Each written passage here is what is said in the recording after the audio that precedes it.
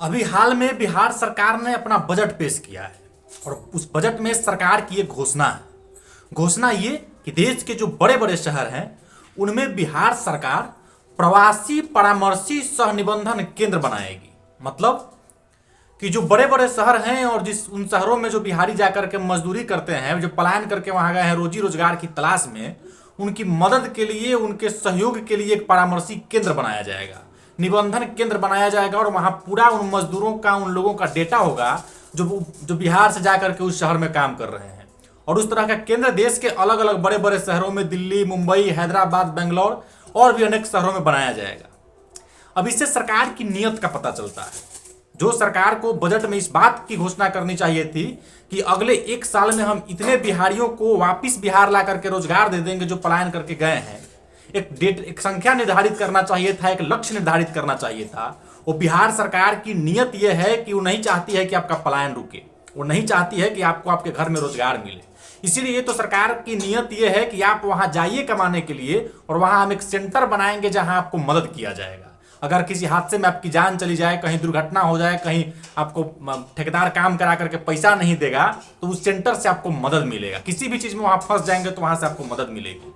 तो सरकार की नीयत पता चलती है। और जिस सरकार के पास कोई नीति ही नहीं हो, कोई नीयत ही नहीं हो आपका पलायन रोकने का, बिहार में आपके लिए रोजगार सृजन करने का, रोजगार पैदा करने का, आपको आपके घर में रोजगार देने का, उस सरकार के बारे में अब क्या ही कुछ कहा जाए। लेकिन इतना जान लीजिए कि पिछले 30-35 सालों में समाजवाद के नाम पर, पिछड़ों को, दलितों को आवाज देने के नाम पर, सड़क और बिजली देने के नाम पर जिस तरीके से बिहारियों के साथ धोखा किया जा रहा है, और पिछले 20 सालों से नीतीश कुमार जिस तरीके से जंगल राज का डर दिखा दिखा करके बिहारियों के ऊपर जो तानाशाही कर रहे हैं, इसका जवाब देने का समय आ गया है।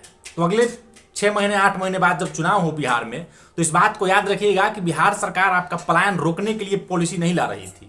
बिहार सरकार आपका पलायन कैसे रुके, बिहार में आपको रोजगार कैसे मिले, बजट में इस बात का घोषणा नहीं कर रही थी। बल्कि बिहार सरकार बजट में आपके लिए घोषणा कर रही थी कि आप दिल्ली, गुजरात, मुंबई, हैदराबाद, बेंगलोर जैसे बड़े शहरों में जाइए और वहां आपकी मदद के लिए हम एक सेंटर बना देंगे, ताकि उन बड़े शहरों में आपको कहीं कोई दिक्कत हो तो हम आपकी मदद कर सकें।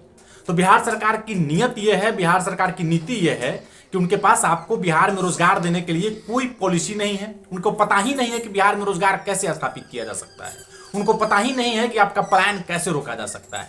तो अगले चुनाव में इस बात को याद रखिएगा कि जो बिहार सरकार आपको दिल्ली, मुंबई, अहमदाबाद, हैदराबाद, बेंगलोर, पुणे जैसे बड़े शहरों में आपके लिए परामर्शी केंद्र खोल रही थी, अगले चुनाव में उनको जवाब दीजिएगा। जवाब वोट से, जवाब ईवीएम के बटन से, और इतना जोरदार जवाब दीजिएगा कि पटना से लेकर के दिल्ली तक जो सत्ता में बैठे हुए हैं उनके गाल पर जोरदार तमाचा लगे। और उनको बताइए कि बिहार के लोग सिर्फ पलायन करने के लिए पैदा नहीं हुए हैं। बिहार के लोग सिर्फ दूसरे राज्यों में जाकर के धक्का खाने के लिए पैदा नहीं हुए हैं।